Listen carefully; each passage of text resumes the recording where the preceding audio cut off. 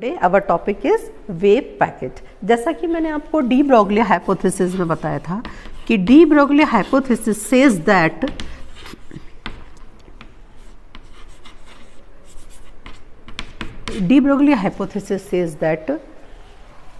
a moving particle is associated with a wave। और last time मैंने आपको clear किया था कि मैंने दो वर्ड्स थे जो अंडरलाइन किए थे, एक तो था मूविंग और एक वर्ड था आपका आ। और लास्ट वीडियो में मैंने आपको क्लियर किया था कि why we are emphasising on this word moving. De Broglie hypothesis के अनुसार यदि हम देखें तो जब पार्टिकल मूव करता है तो एक वेव जनरेट होती है और जिस वेव को मेटा वेव कहते हैं, जिसके बारे में मैंने आपको काफ़ी डिटेल में बताया था।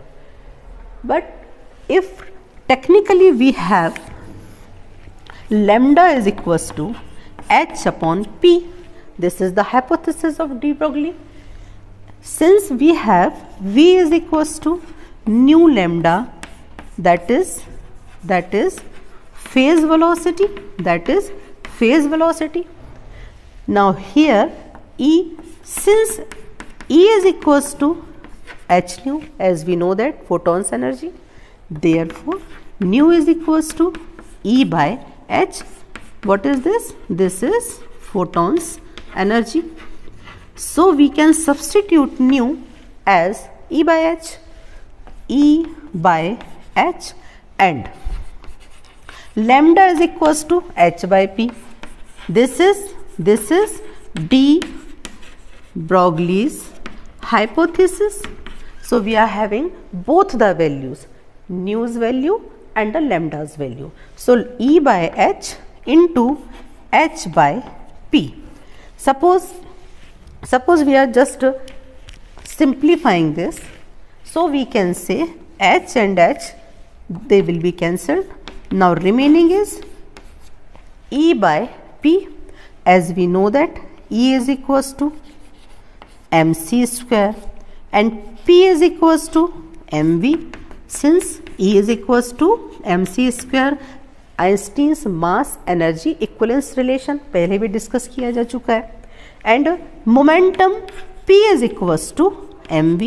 Here also, here again we can simplify it, so m and m will be cancelled। So now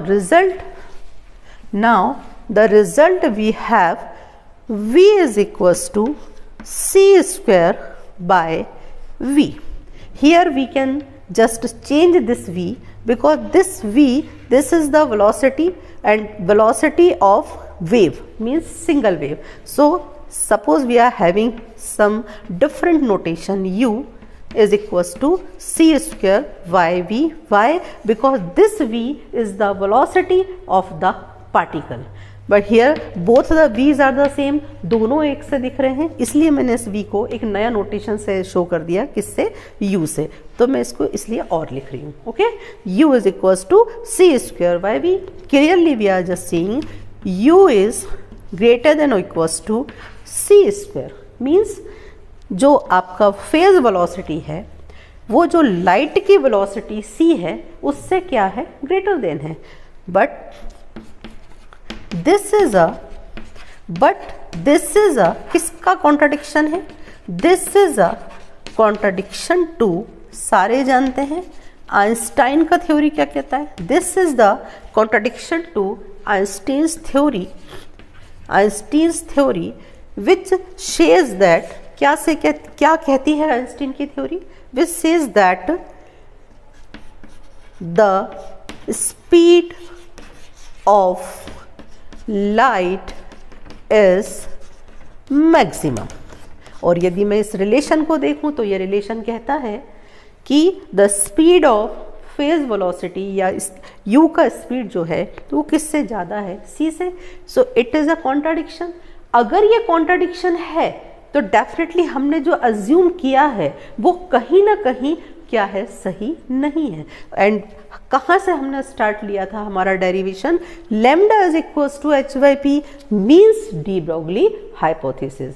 so ultimately at last scientist Schrödinger, a physicist, Schrödinger concluded that, Schrödinger ने conclude किया, क्या conclude किया कि not only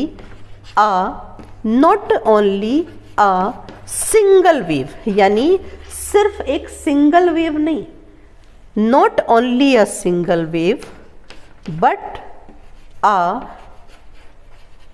group of waves, जो group of waves होता है वो किससे एसोसिएटेड होता है, वो किससे एसोसिएटेड होता है, वो पार्टिकल से एसोसिएटेड होता है। A group of waves associated with a particle, और ये जो ग्रुप ऑफ वेव है, यही ग्रुप ऑफ वेव क्या कहलाता है, आपका wave packet. Group of wave is associated with a particle, क्या कहलाता है ये, called wave packet. So here we are having a new concept. Here we are not saying a moving particle is associated with a wave. Here we are saying not only a single wave but a complete group of wave is associated with a particle, and that group is called wave packet. Okay. So therefore we can say कि not only a single wave, एक single wave नहीं जो de Broglie कहते थे, बल्कि but a group of waves is associated with a particle and that is called wave packet. किसने conclude किया, ये श्रोडिंगर ने। तो अब से जो कॉन्सेप्ट आया वो किसका आया, वेव पैकेट का। ओके।